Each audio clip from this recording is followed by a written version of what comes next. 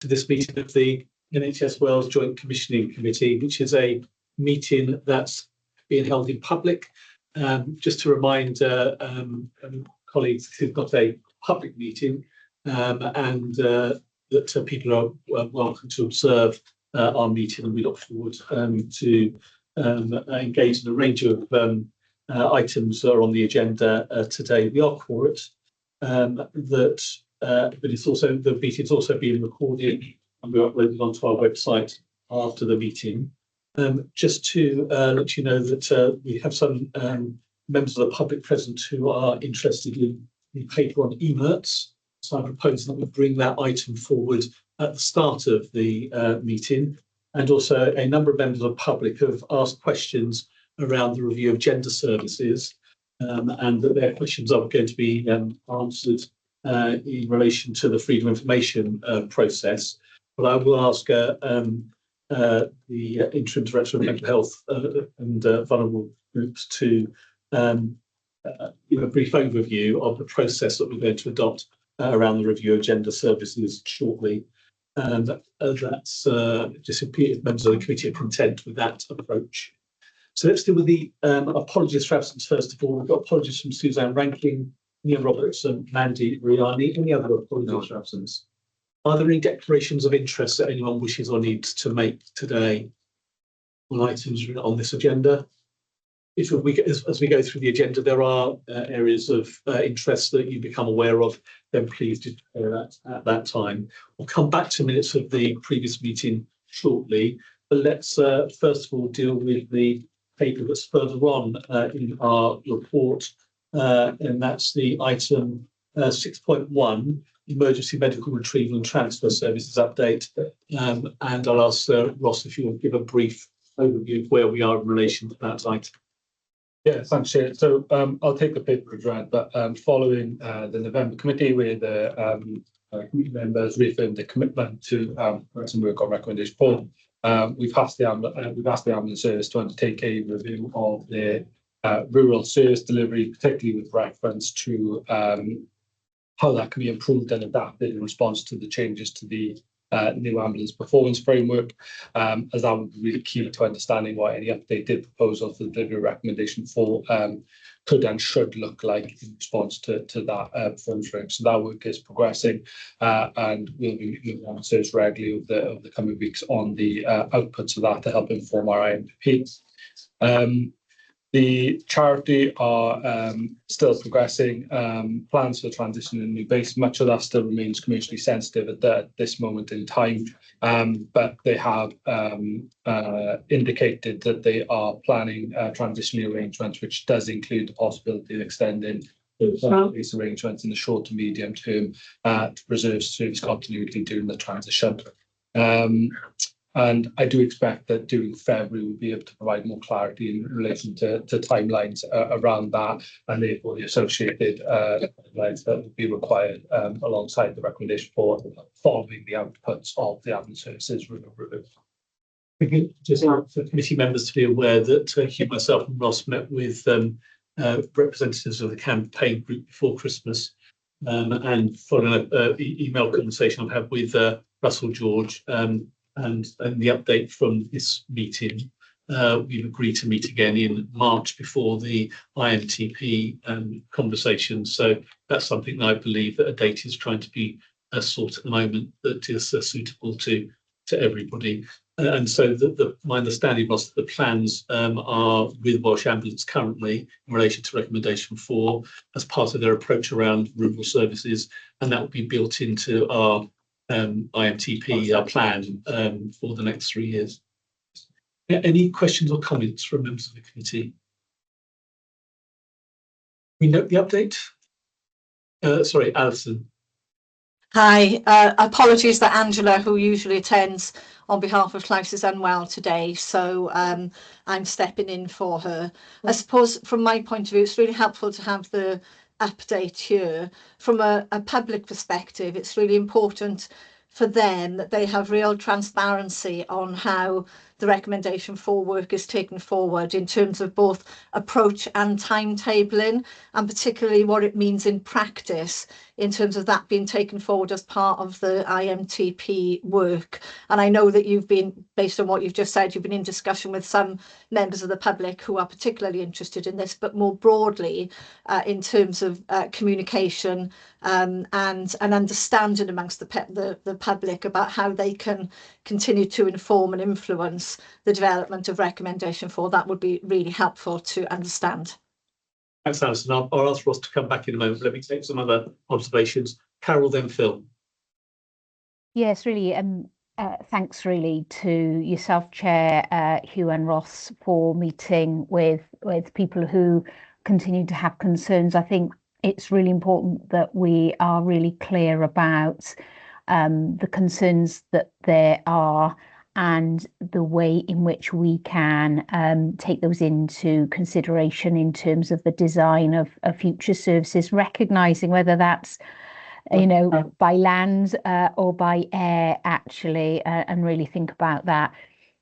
We know that there will be some geographically located populations that are particularly concerned, but I would encourage us to take a broad view on engaging people who live in rural areas, not just those areas that have been particularly affected by emerts, because I think there is something here that is potential for the future in terms of how access and confidence really for people who live in rural areas are considered. So thanks for meeting with members of the group on our behalf, because collectively we've walked through this process as a committee. Diolch. Thanks, Carol. Phil? Diolch, Cadeirydd. Thank you, Chair. And actually, Carol's covered some of the points I was going to make, which is that, thank you to you and the team for meeting up with the parties who've shown an interest in this, particularly our members of public and their representatives. Be good to feed that thinking into how we design the service. And Alison, just to give assurance from our perspective that I think those points you raise will be exactly the points that we'll be wanting to focus in on and understand the practicalities of how that will impact on our communities. So just to give you that reassurance. Thank you. Hayley? Yeah, just thank you again. But in terms of the clarification on the timeline, but particularly the engagement point that Alison raised at the start, probably be helpful to provide a further assurance on that if Ross is able. Thank you.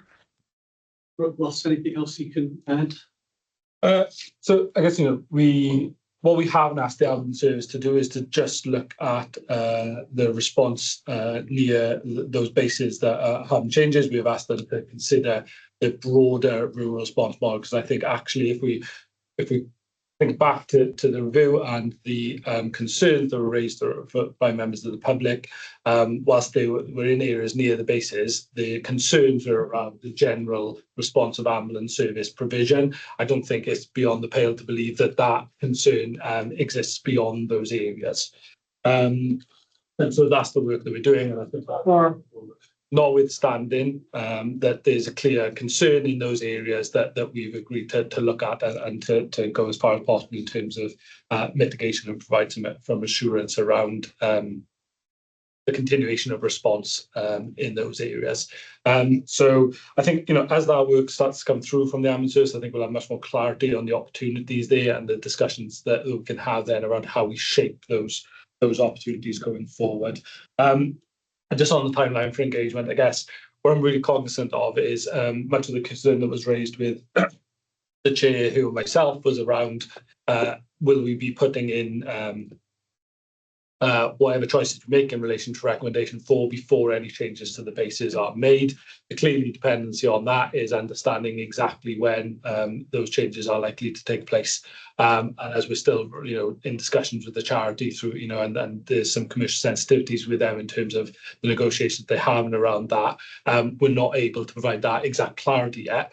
I guess what I can say is, the charity are looking at transitional arrangements, and we've made a clear commitment, haven't we, to progressing that work. So I think that, those things will align, and hopefully within during February, we can provide much more clarity on those timelines and the plans going forward. Thanks, Paul. Thanks. That's really helpful. That Ross. The commitment to transparency and engagement, I think, is absolutely key, and I think we'd all welcome what's happened so far as well, and that should continue throughout the process as well. It's not an easy issue. I also welcome the fact that it's being discussed in the context of broader rural service as well. I think that's really important. The service should be part of a whole. It has its own unique identity, but it also should serve as an element of the broader service as well. So, the work on rural service is an important part of the equation. Thanks. So I think that really helpful conversations. That just to note, we agreed to meet with the campaign group again in early March, as recommendations are firmed up, and that process around sort of engagement will be much clearer once the charity has made some choices and decisions, which we are expecting imminently. At this stage, I think all that we can do is note the report, acknowledging that the recommendations will be built into our plan for next year, which will come for decision on the 17th of March. You note the report? Great, thank you very much. Moving on then to around review of gender services again, and some questions submitted by members of the public, which we will deal with. Adrian, briefly, can you just give an outline of the process that we are going to adopt in relation to review of gender services in Wales? Yeah, certainly. I'll take the paper as read, but in the paper it does say that we, in our foundation plan this year, the JCC said that we would commence a commission and review of the Welsh Gender Service in Cardiff. I was hoping to start it before now, but we were waiting for the outcome of the Levy review. That came out just before Christmas, so we're going to incorporate some of the considerations from that review into our review. So it'll be a commissioner review, which will consider the 20 recommendations by Dr. Levy's team. We were involved in some of the Levy review, so I did one of the reviews of one of the clinics with his team, and Dr. Levy actually spoke to the Welsh Gender Service as well as part of his review, even though it wasn't part of the review. So we'll look at that. We've started looking at the scope for the review now. We've got some initial data from the service in Cardiff. It will include input from the service itself, stakeholder groups, and wider sort of local gender groups, and referral pathways in and out, so GPs, etc. So that will all be included within the review. I understand there's going to be a new clinical lead in the service. I think they're interviewing next week. So part of my first meeting with that person will be to discuss how we got, how they are involved in that review. So it does say in the paper that we'll feedback quarter 4 of 25-26, but it'll be in 26 rather than this quarter. So just can I probe a bit on that? So yeah. When do you hope to have this concluded? The actual review itself shouldn't take that long. We do need some independent clinical expertise in gender services from England, so it'll depend on when we can get their services, really. So I'm hoping within 3 months, but right, okay. And user engagement will be built in as part of that process. It would be really, really important, isn't it, in terms of people who currently use or would like to use or have used gender services, what their experiences have been. And I guess the key issue there is a lot of it's going to be about access, and not only access to Welsh Gender Services, but what support is available through general practice and others in as part of their ongoing prescribing things like it's all those issues we'll look at. And I think what Levy did very well, he had the health focus groups on each police credited. And then they fed back at the start of each of the actual reviews, and they met with those focus groups. So that was very good. Any comments or questions for anybody? Sorry, just one quick question. Andy. Are there any particular waiting times targets in relation to gender services? No. Yeah, I just wasn't sure. Suzanne. Yeah.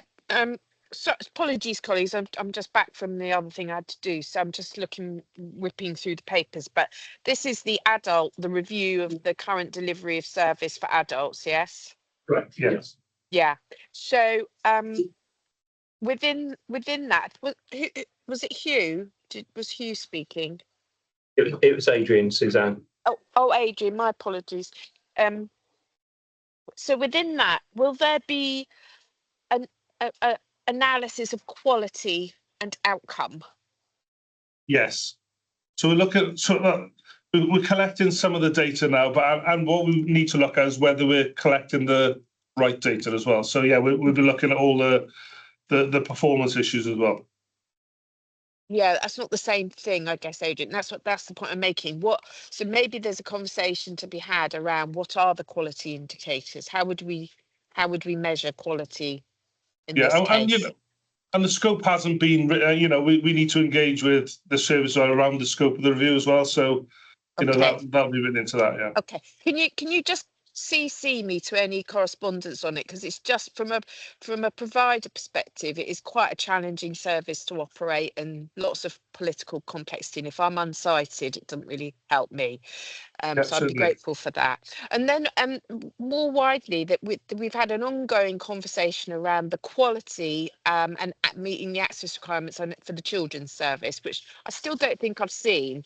So I just leave that question there. I still don't know that we are getting assurance here as commissioners that what we've commissioned is meeting our children's needs. I mean, the South West service is a fairly new service, but we do meet regularly with them. I think it's every 2 months at the moment, and there's lots of quality data coming through those meetings, but we've only had 2 so far. So okay. Carol, So at some point it'd be good to see it here. Yeah. I think it's also important, Suzanne, that the South West Service did do a presentation into the Quality, Safety and Outcome Committee. So where they did actually present some of their outcome data. That's good. Yeah, so that was really helpful. And I know that the committee did receive assurance from that service in terms of its governance and its quality outcome measures. So I'm sure that we have suggested that they come back, and because it's really important that you do review new services. So they're recently service that's gone into place. So I'd suggest, a year after them being in place would be a time that we can bring that back fuller to very good. key sectors. I'd love to see if there was a presentation or slide deck, Carol. I'd be just really grateful to see it. Just be helpful. Thank you. Thank you. Alison, thank you. Thank you. I just need to declare personal interest in relation to this particular service, but just to say that on behalf of Llais, I know that Llais would value a more detailed conversation about this review at our next catch-up meeting, and particularly to talk about the plans for service user and public engagement. Great. Thank you. Thank you. I was to apologise, Suzanne. I tried to catch you at CMT last week. I think it's an important conversation that we just need to have with you as the providers of the service, which in my misunderstanding, I thought you were on leave until about an hour ago this morning. So I was going to have that with you, but we need to link up with you. So apologies for that. It's my mistake. No worries, Hugh. Sadly, not on leave. All right. So we'll come back to other items on your report shortly, Adrian, but I think that gives a useful context in terms of where we are and making sure it gets down with the terms of reference to the scope needs to be determined, and clarification around the engagement with the current provider, but also in relation to the engagement around service users and other members of the public.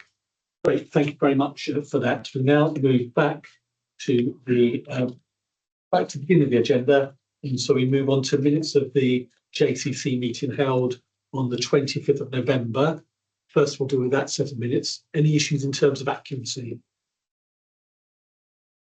No, hear nothing, so then they're approved. And then the minutes of the meeting held on the 16th of December.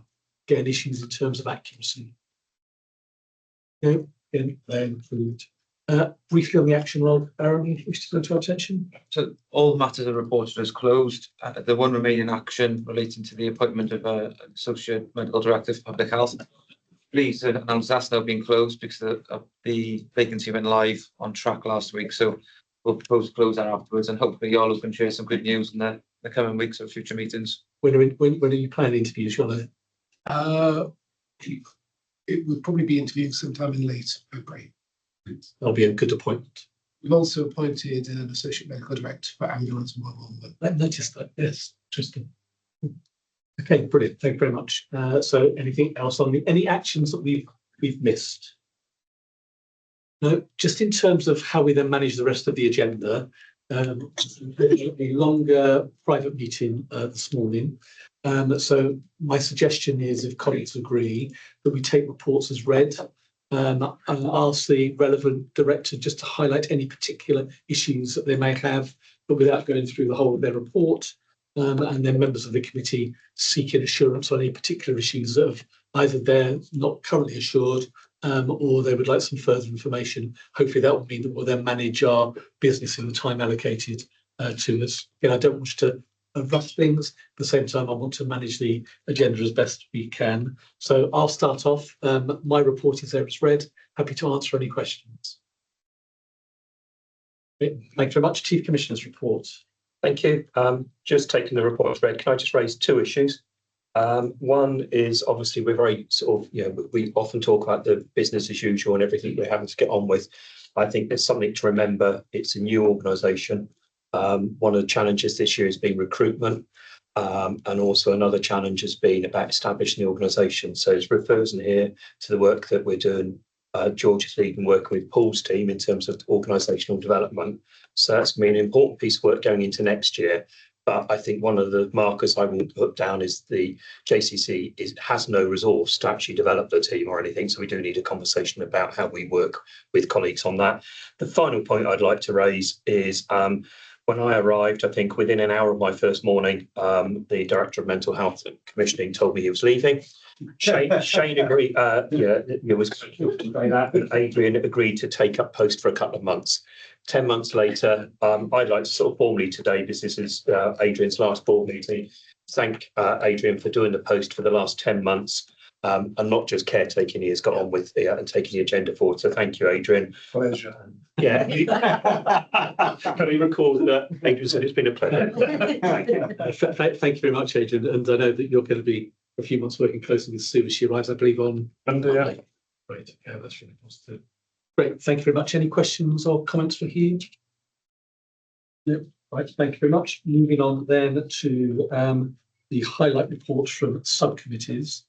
We've got the highlight report from Quality, Safeguards and Outcomes. Susan, anything you wish to bring to our attention from that meeting? No, but I just want to echo the comments made by the Chief Commissioner in relation to Adrian's contributions. They will be sorely missed, and I welcome. I look forward to welcoming Sue into her new post.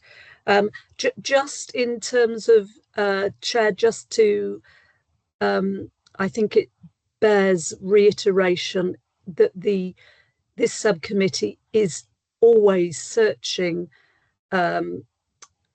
extensively for the reassurance so that we can then upwardly report it to the JCC. Thank you.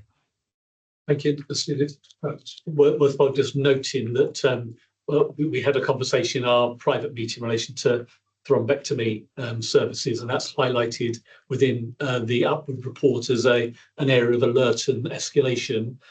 So again, we don't need to go through that conversation again, but important that follows through from that meeting into this meeting. And there is work that's we've already agreed, and actually we already agreed following the meeting to have a critical look at that service and the service provision elsewhere as part of the development of the IMTP.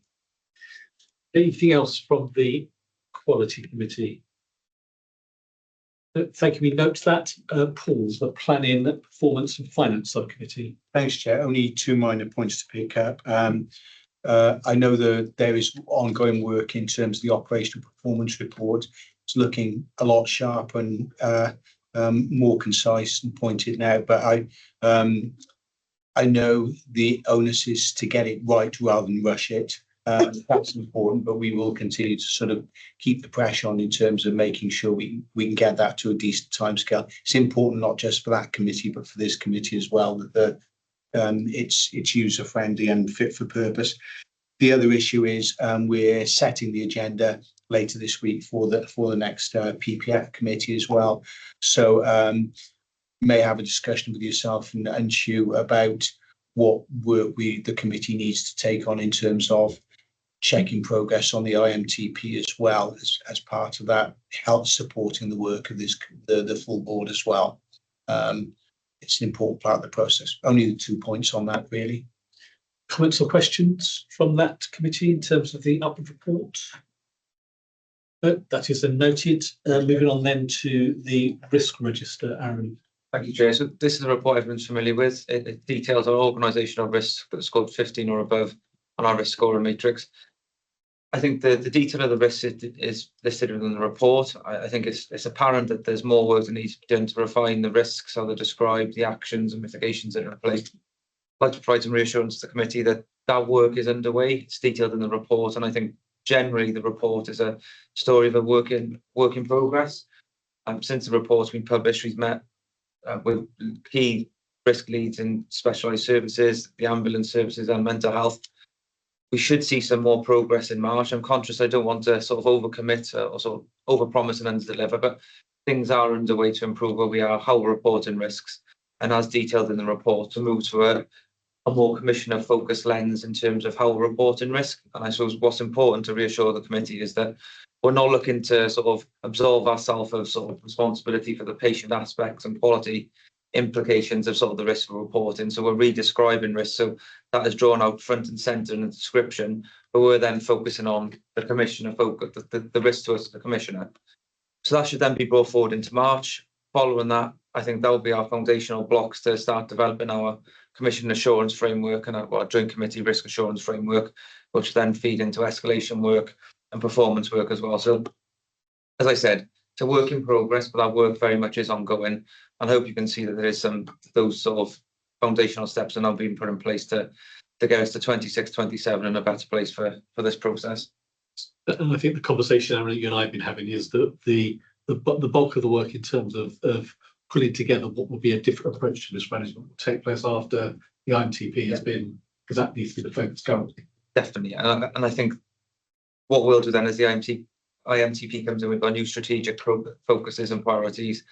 We'll look to push any new and emerging risks through our senior leadership team to make sure that organisational risk register and the commission assurance framework is reflective of those commissioner risks that we're holding out. George? I just want to be clear on the report. There is a de-escalated risk around corporate for the organisational development, and just echoing what Hugh said earlier, we'll have a development programme in place, but actually the delivery of that, we'll just have to keep an eye on the risk score of the deliverability of that in relation to any support or investment we have. Thank you, really important. That's squared off in terms of the conversation. Any other points anyone wishes to make? Only two minor things. The new approach in terms of describing impact as well looks a very sensible way forward, really helpful. I'm conscious on the Jackie accreditation, that's referring to a November position, and maybe you'll pick that up under specialised services as well. Okay.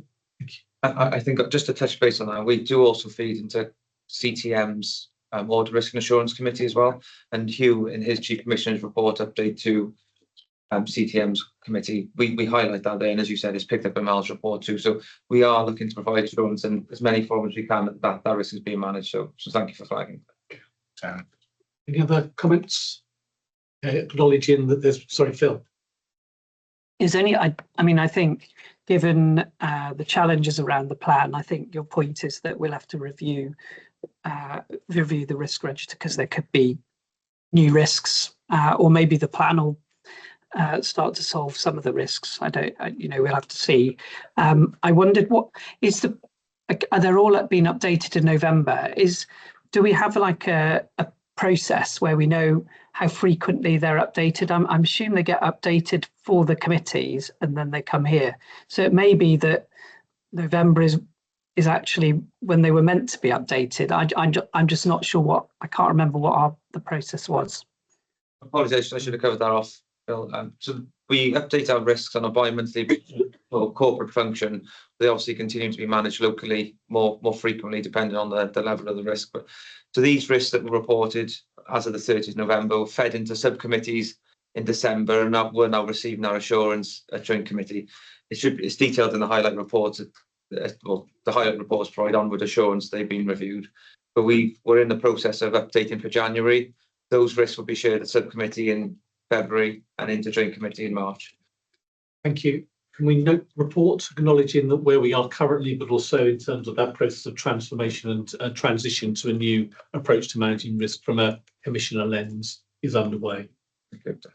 Great, thank you very much. Then we move on to Commissioner's reports. Again, Director Commissioning for Ambulance Services and 111. Again, we read the report.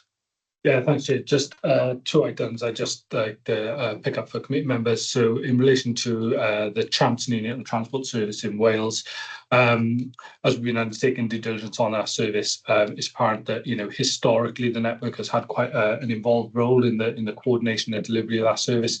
With the changing role of NHS P&I, that's becoming increasingly challenging, particularly with the hosting of the clinical lead and nurse lead. So my intention is to write out to the 3 provider chief executives that the service is split across in South Wales to discuss and agree a way forward, both probably likely an interim solution and thoughts on a longer term plan for that service.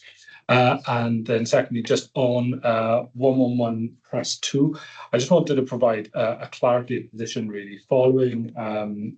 So one of the predecessor organisations of the JCC, the NCCU, supported the establishment of Press 2. And I think on establishment of the JCC, there was an assumption that the commissioning responsibility for the service would sit with the JCC. As that service has transitioned into the portfolio, we've looked at it. I'm struggling to find the commissioning expectation and responsibility. Funding goes directly to health boards deliver the service.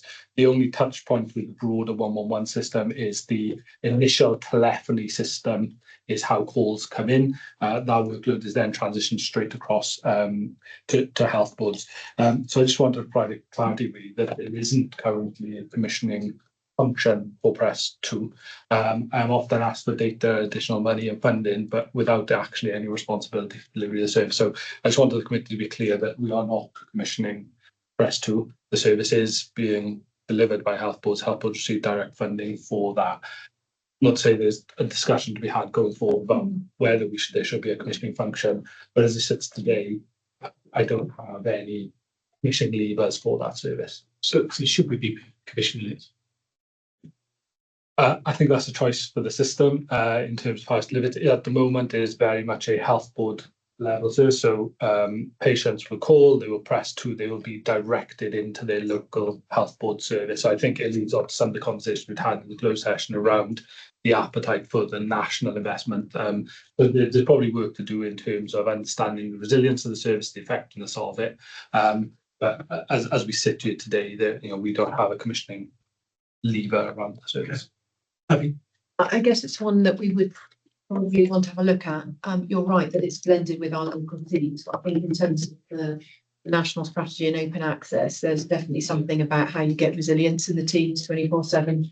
And I'm aware that there'll be other national conversations around other areas where it's kind of triage and assessment up front, where we might want to deliver it in a different kind of way. I don't know how we get into that. And maybe it's something we ask the National Mental Health program. Ellie, I know you chair that, and I know it's got a lot on its agenda already, but it might be one where we get better coverage and sustainability. If we were to look at different one at some point in time. So No, I agree with Abby that it probably does need looking at. I would say though, given everything else we've got going on, everybody's local, they will need the local knowledge of the local teams. there probably is opportunities for us to perhaps do it a bit slicker. But I think given what we've viewed on the wider ambulance agenda, the mental health agenda is probably not one for us to be at the top of the priority list here. I think My personal view. I think we have bigger fish to fry. Yeah, I was going to say that, but train. Okay. Right. Okay. So, but you're just bringing that to our attention that we don't currently commission that service. Yeah. Okay. Any other? It's helpful to reinforce that because I think we all probably would. Yeah. You think? Yeah, and we regularly get questions and things Yeah. like that. I understand it, but I guess as we fall into it, I'm just struggling to find the I assumed we did, but there we go. Okay. Thank you very much. Any questions or comments for Ross? Okay, thank you. Let's move on then to Director of Commissioning for Specialist Services. Mel, again, we've read the report. Yeah, so obviously taking the report as read, a couple of things I suppose I'd want to bring forward would be we have actually now received the Jackie certification report, and while as usual the quality of the service and the commitment of the clinicians was acknowledged and accepted, the estates issues have continued to be of concern. And so whereas previously they have continued with the certification with some assurances around capital improvements, this time they have declined to do that. So what they have done is they've left a period of 6 months for some of the inpatient capital concerns or environmental concerns that would require capital investment to be reviewed. We're waiting for the response from the service, but that would remain a risk for services provided for the South Wales population if we can't secure that. And I suppose being mindful that decisions on capital when we go into the pre-election period are probably going to be unlikely. We might not be able to get to a resolution in time, so we'll be more proactively looking at alternatives. So if in 6 months' time there's not the necessary work being completed or action being taken to respond to that 6 month delay, what are then the implications? So Jackie want to see a very specific that the inpatient work won't be completed in 6 months. It's for a longer period of time, but they would want your commitment, actual plans, not just lip service. If it can't be achieved within timescales, we'd be looking at outsourcing of CAR-T patients to English providers, which potentially wouldn't be too much of an issue because at the moment English providers are making a step change in their capacity in order to be able to facilitate additional indications coming online. The bigger issue for us would be for BMT, while Swansea Bay undertake the autologous transplants. They can't take the allogeneic in their current structures, and being able to secure the capacity for that outside of Wales would be very difficult. So potentially be looking at derogations. So that's the work we'll be doing over the next coming months. Right, thank you. Any comments or anything else you wanted to flag? The only other thing I wanted to just mention is the demand management work, just to say that we have met with the majority of the providers. There's only one with whom we haven't managed to meet yet. Most are open to the conversations. There's some limited opportunity in terms of we haven't got many P3 and P4 patients in the English categorisation. Most of ours are urgent elective, but there will be some opportunities as we move forward. And we've been making progress with the Salford and Swansea conversation around bariatrics. Thank you. Any questions in relation to specialist commissioning? No, thank you. And Adrian, you're the final time you present to the JCC committee. Well, you never know, might be. But in terms of as the interim director, again, we read the report. Anything you wish to highlight to us? I really just wanted to touch on Caswell because I think the last meeting it was closed to admissions. I think since then, over Christmas, the team at Caswell and the clinical team in the JCC have done a bit of work together, which has shown a lot of improvement. So it's reopened to admissions from the 8th of January. And we continue to work with the service. So the SLT, so we meet with the SLT every week, and I meet with Deb every 2 weeks, Deb Lewis. So there's been good support from exec level. The senior leadership team in Caswell are on the action plan now. So yeah, it's a bit of good news. Good. I was copied into some of that correspondence. It was good to see that the progress has been made. So I know there was a lot of work from both the ACC team, but from Abby and her team as well. Any questions or comments for Adrian? Just on St Andrews, again, that's obviously something that is maintained as an area of concern, not only for us, but also for English commissioners as well. Anything further you wish to add in relation to the? Not really. They're consolidating their units because obviously they're having discharges, but not a lot of admissions because they're all managed by CUC. They're still suspended from the framework, although they've met most of our action plan that we had in place anyway.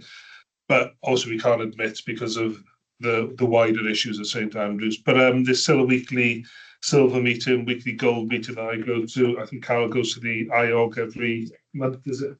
So there's lots of oversight by lots of different organisations. Still some criminal investigations from some of the staff on from some of the wards, but no new issues. So it's just maintaining the status quo at the moment.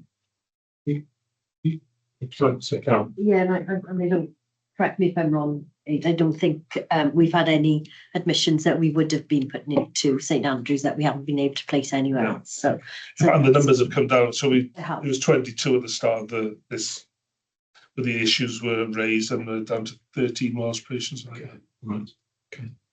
So it sounds like that's been proactively managed as part of that overall intervention that's taking place. Great. Thank you. We note that report. Let's go on then to due to have a short break. So let's have a short break, 10-minute break, as we've had not very long breaks now. We come back then at 22 minutes past.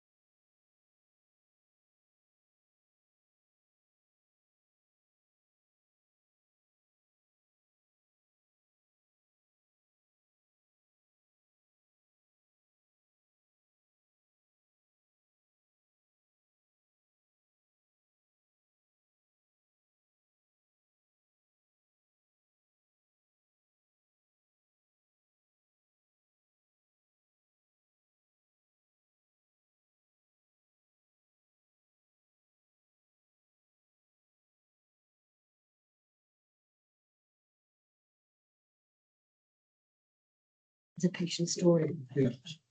So I think if we approve drugs. Thank you, colleagues. Hopefully that break was welcome. We're now moving on to the item in relation to our financial delivering the plan and the JCC financial performance for month 9. So, Can we read the report? yeah, I'll take the report as read. So pleased to report that there was some improvement in the position this month. So we've gone from a £7.7 million deficit down to a £6.9 million deficit. That does reflect the impact of the conversations and the decision that the JCC made last time in the cabinet of activity. And we have also seen some slowdown of activity across the border and in Wales, presumably due to some of the winter pressures and sort of some slowdown in Plan K. So an overall improvement trajectory is still not without risk, and we do need to finalise some of the contract negotiations, particularly around Swansea Bay, through now as we enter some of the year-end settlements. But yeah. How does that 6.9 million include the provision that we've made for winter pressures? Yeah, it does. So we've started to eat into our provision for winter pressures. So I think the report cites 1.2 million now for the remainder of the year. But it's to be fair, it's in a planned way, and the cabinet of activity is definitely the way that we're managing activity in this year has definitely provided us with some more conversations to try and manage the position this year. And when might you be in a position comfortable, very conscious of, to review that position as we move to the end of the financial year? So the plan for the rest of the financial year is that we will now enter into year-end conversations with our main English providers and our 2 main Welsh providers. And I'm hoping that from February, by the end of February, we'll have some conclusions on what is nailed down and what isn't nailed down. So by the next reporting period, I'd feel more confident then in our use of the provision of the winter provision. We have seen increased respiratory disease, and we have seen some long stay NICU cases that have been recently discharged that next month. But we have also got some work in progress reports, which does describe that we've got some transplants on the list that hasn't translated. So yeah, probably another month before we would finalise that position overall. I guess then it goes back, doesn't it, to the conversation we're having in our earlier part of the LCC meeting about the necessity of that transformational piece is going to be absolutely fundamental as we move forward. Yeah, I mean, it's to create that overall stability in the position and sustainable position going forward. Thank you, Paul. Thanks, Chair. Thanks, Stacey. That's actually really helpful and welcome, the fact that there's been an improvement in it. It's a tough financial environment. Having been positive, I'll then probe a bit further. I'm conscious of the fact that one of the areas where we are astray is on savings, about 7 million astray, and the planning framework for next year said that, expect savings and mitigations achieved in 25-26 to be maintained on a recurring level. Given that we haven't achieved the savings, I don't expect Welsh Government to be saying, okay, we only expect the recurring savings we have actually achieved. The anticipated position would be that we should be looking at that savings target being achieved on a recurring basis as well. Yeah, so it is forming part of our underlying deficit going into next year. So clearly some of the lessons learned from this year going into next year is that I think at the beginning of the year, we made an assumption around a savings target to mitigate some of the flows into NHS England that didn't transpire, and you won't forget that was funded by Welsh Government in the previous year. So the management of that activity baseline this year has been a cause of part of the driver of the deficit. So going into next year, so we do have to correct that baseline, and that is part of our current gap that we're currently challenged to bring down into next year. So to do anything about that currently would mean to go beyond 25-26 baselines, and that's where I think we need a transformational piece and a transactional piece to try and bring down the two together, which is how do we manage it next year, but then how do we truly change pathways, etc., and take those opportunities to sustainably have a position recurrently going forward next year and beyond, particularly if we're looking over an IMTP period of 3 years. That's helpful, Chair, and I agree absolutely. If we're looking at sustaining that, that is transformational rather than just tweaking work. So I welcome that commitment, recognise the progress that's been made as well. Yeah, so I just want to acknowledge the amount of work's gone to get to this position. I know we were facing a much significant deficit, and appreciate what kind of remaining deficit is very focused on the specific issues we're aware of, with most health boards quite close to balanced position, which is probably the first time I've seen the position improve to that extent over the years I've been doing this. So I just wanted to acknowledge the efforts of everyone really, including the committee, in terms of trying to, making some difficult decisions and getting us to that improved position, albeit we know we've got a big challenge going into next year. But I think it will be helpful as part of next year's plan is kind of really looking at where we've made those improvements this year, the continuation of that at that health board position, because it does help, but recognising there's different issues in Southwest and the North that we need to bear in mind. I think that's an important issue for me in terms of making sure that I'm getting assurance from this because I've heard you say this.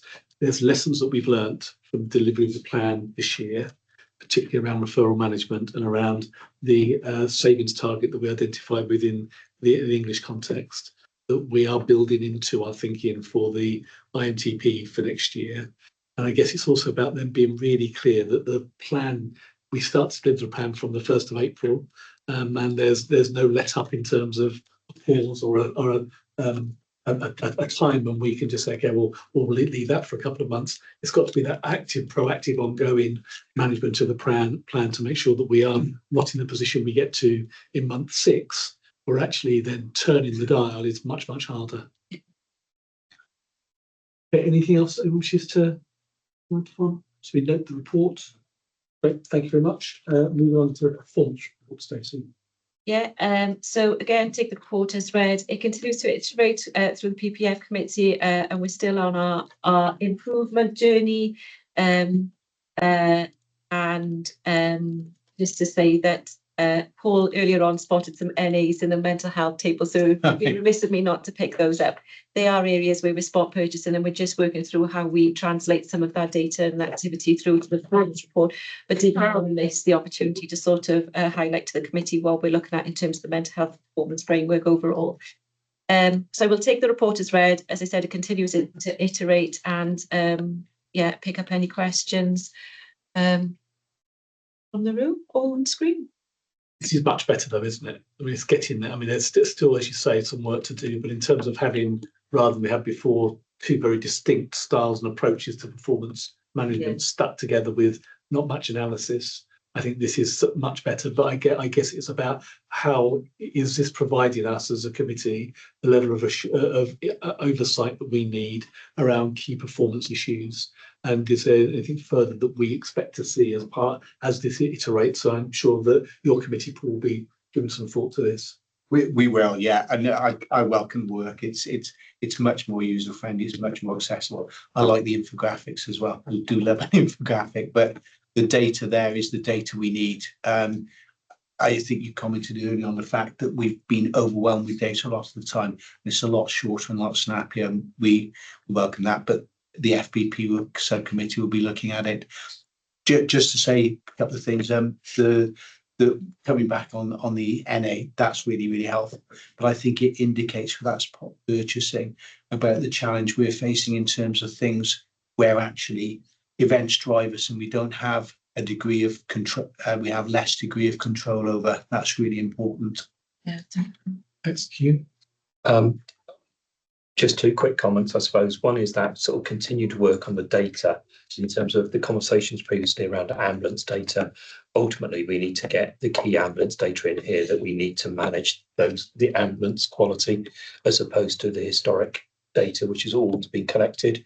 And there's a challenge in us jointly there in terms of Welsh Government still seem to come to us for data on ambulance as opposed to going to Welsh Ambulance Service. So I'm hoping the conversation earlier today will help reverse that. There's a huge amount being done on this report, actually getting more focused, the data, higher quality, the format. I think it allows the committee then to move into the so what conversation next year. what we're doing about this performance. And I think, yeah, there's a time where iterations of the report stop. Yeah. And performance management is able to kick in. Yeah. I think the point you just raised in terms of how the committee then utilises this report in scrutiny and in seeking assurance is really key, and making sure that we are properly analysing the information that comes, and also, you know, the month by month impact of some of those changes and challenges. It's a really helpful conversation. At the right time, would appreciate a more in-depth conversation. This links into Aaron's comments earlier around the Commission Assurance Framework and so on and so forth. So yeah. Let's tie that into an early development session in the new financial year, I think, around the sound risk. I think. Just on the money on both. On the performance report. Yeah, so I just wanted to pick up the just the progress made on the pediatric surgery, because I know it's been an area of concern. It's nearly down to just one. But it's just, I think, going to next year, that focus on looking at through the kind of children's lens in terms of the whole, because we know, you know, waiting for 6 months to a year when you're 10 years old is very different to when you're 40 years old. Or, and I just think we need to make sure we done, you know, because it can get lost in a lot of the detail that we draw out things from that children's perspective. And I know it's something we're trying to do at the health board level as well, because the impact is so much more significant for those delays. Good to see the peds surgeries come down quite a bit as now in Cardiff, which is good. Bill? No, I was just nodding along with yes, focus on peds, yes, improvements. Any other reports? Okay, thank you for that. We've dealt with the EMETS issue.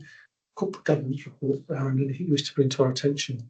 It's just to highlight there's some forward planning work going on in terms of better reviews, in terms of reference, standing orders. So some of my team might be in contact with you all as members of the Joint Committee over the coming weeks, just to gain some feedback from you all. So yes, support will be welcomed. Points or questions? Just in terms of, there's no items scheduled for information today. Any other business? Just to reinforce that this is going to be Adrian's last meeting as the interim director. Generally, thank you for your support and your engagement around the committee table. It's been really appreciated. And you're not going to be leaving us immediately, are you? No, I got till June. Till June. Thanks very much. Anything these people used to flag in terms of the review of this meeting? It's been a shorter meeting than normal, because we decided it was important to spend most of our time in a private session, considering some of our planning for next year. Just perhaps worthwhile, again, not for now, but just to get some reflections. Perhaps, Aaron, you can canvass this for amongst members, but whether that model worked or not. But it may well be that we want to alternate that in terms of having the private session first. And again, we only want to have private conversations when it's absolutely necessary. And that's the commitment that's a responsibility that myself and Aaron have to make sure that is the case. Because we want to transact the most of our business in the public domain. But worthwhile thinking about. Right, so the next meeting is on the 17th of March, but we do have a development session in the middle of February. Thank you very much, everybody.